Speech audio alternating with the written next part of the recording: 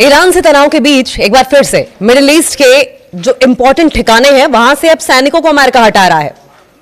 डर गया है क्या अमेरिका? और जो रिपोर्ट सामने आई है वो चौंकाने वाली है, क्योंकि ईरान अब एक एक सैनिक को वापस बुला रहा है मिडिल ईस्ट से, उस मिडिल ईस्ट से जहां पर वो कब्जा करना चाहता था, देशों को आपस में लड़वा कर अपनी हुकूमत चलाना चाहता था। वहां से अब अमेरिका मजबूरन अपने सैनिक हटा रहा है, वापस बुला रहा है।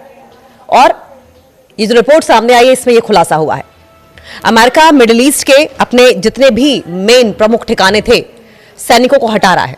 यह तब हो रहा है जब अमेरिका और ईरान के बीच में तनाव चरम पर है, टेंशन चरम पर है।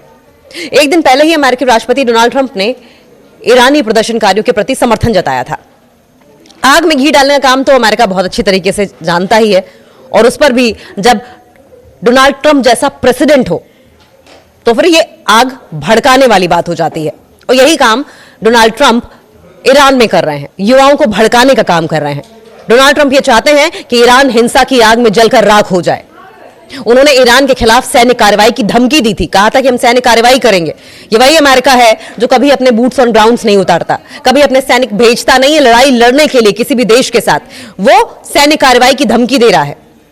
लेकिन हो क्या रहा है? हो उल्टा रहा है। एक तरफ वो धमकी दे रहा है, दूसरी तरफ अपने जितने भी प्रमुख ठिकाने हैं मिडिल ईस्ट से, ऐसा नहीं है कि ईरान के आसपास से, पूरे मिडिल ईस्ट से वो अपनी सैन्य ताकतें वापस बुला रहा है। सवाल यह है कि अगर धमकी देने का इतना ही शौक है, युद्ध करने का इतना ही शौक है, तो डर के मारे अपनी सेनाएं वापस क्यों बुला रहे हो? ईरान से तनाव के बीच अमेरिका मिडिल ईस्ट में स्थित अपने जितने भी मिलिट्री बेसिस हैं, जितने भी सैन्य ठिकाने हैं, वहां से सैनिकों को हटा रहा है। आशंका जताई जा रही है कि अमेरिका ये कदम एहतियात के तौर पर कर रहा है। अमेरिका को डर है कि ईरान के साथ अगर युद्ध होता है तो मिडिल ईस्ट में उसके सैन्य ठिकाने लक्ष्य बन सकते हैं। अमेरिका सहमा हुआ है, सहमा इस बात को लेकर हुआ है कि अगर ईरान के साथ वॉर हुई, ईरान के साथ जंग हुई, तो मिडिल ईस्ट में जितने भी उसके मिलिट्री बेसिस हैं उन सबको निशाना बनाया जाएगा। वो सब मिलकर कहीं ऐसा ना हो कि अमेरिका के मिलिट्री बेसिस पर एक साथ अटैक कर दें। ईरान ने भी अपनी वार्निंग में मिडिल ईस्ट में अमेरिकी सैन्य ठिकानों की मेजबानी करने वाले देशों को चेतावनी दी है।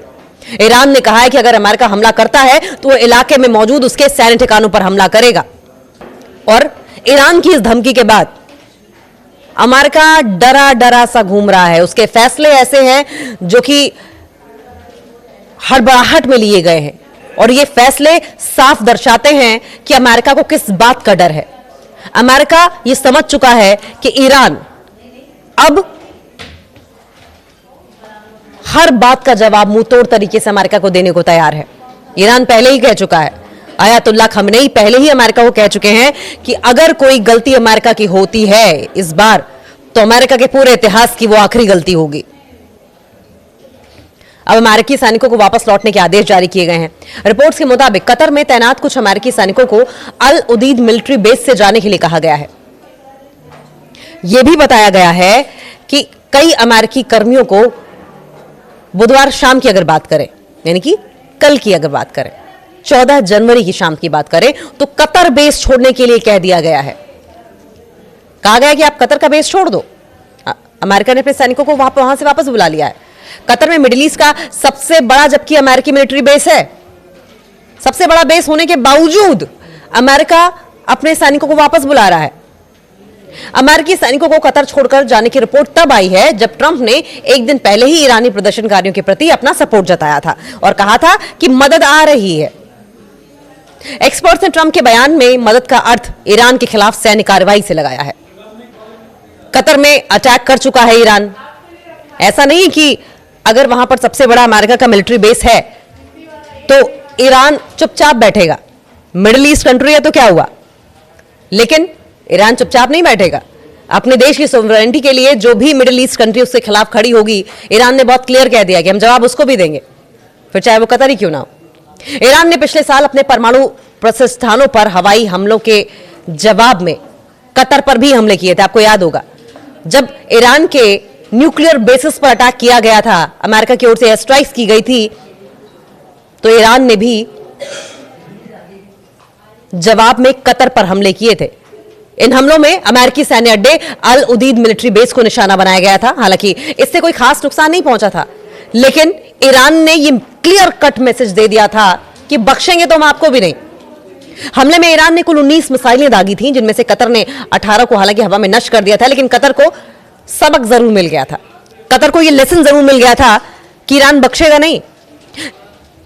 और ईरान की इस धमकी के बाद अमेरिका डरा डरा सा घूम रहा है। उसके फैसले ऐसे हैं जो कि हड़बड़ाहट में लिए गए हैं, और ये फैसले साफ दर्शाते हैं कि अमेरिका को किस बात का डर है।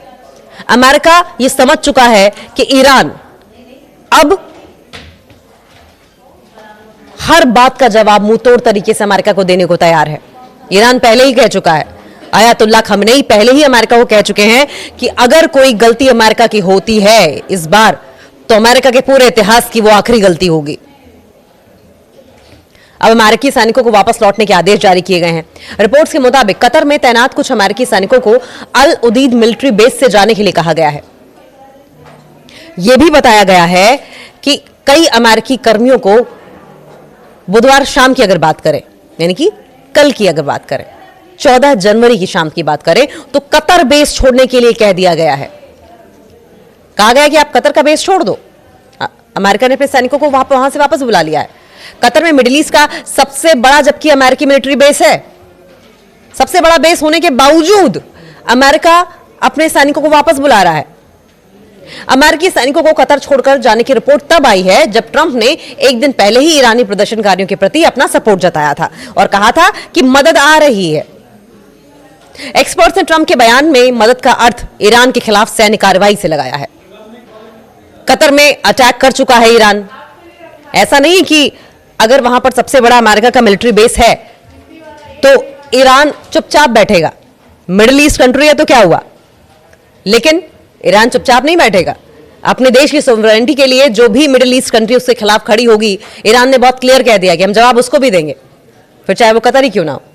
ईरान ने पिछले साल अपने परमाणु प्रतिष्ठानों पर हवाई हमलों के जवाब में कतर पर भी हमले किए थे। आपको याद होगा, जब ईरान के न्यूक्लियर बेसिस पर अटैक किया गया था, अमेरिका की ओर से एयर स्ट्राइक्स की गई थी, तो ईरान ने भी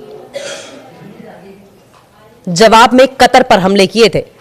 इन हमलों में अमेरिकी सैन्य अड्डे अल उदीद मिलिट्री बेस को निशाना बनाया गया था। हालांकि इससे कोई खास नुकसान नहीं पहुंचा था, लेकिन ईरान ने यह क्लियर कट मैसेज दे दिया था कि बख्शेंगे तो हम आपको भी नहीं।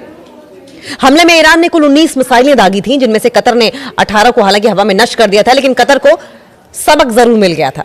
कतर को यह लेसन जरूर मिल गया था कि ईरान बख्शेगा नहीं। देखिए, ईरान ने अमेरिका को धमकी दी थी, और इसके पहले जब कतर ने मिसाइलें दागी थी, कतर पर मिसाइलें ईरान ने दागी थी, तो उनके कम्युनिकेशन डोम्स को नष्ट कर दिया था। अब क्या हो रहा है, अब ईरान धमकी दे रहा है और अमेरिका सुन रहा है। ईरान धमकी दे रहा है, अमेरिका अपनी सेनाएं वापस बुला रहा है।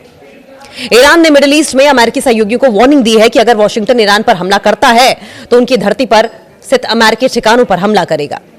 एक ईरानी अधिकारी ने कहा कि तेहरान ने सऊदी अरब और यूएई से लेकर तुर्की तक के क्षेत्रीय देशों को वार्निंग दी है कि अगर अमेरिका ईरान को निशाना बनाता है तो उन देशों में स्थित अमेरिकी ठिकानों पर हमला किया जाएगा।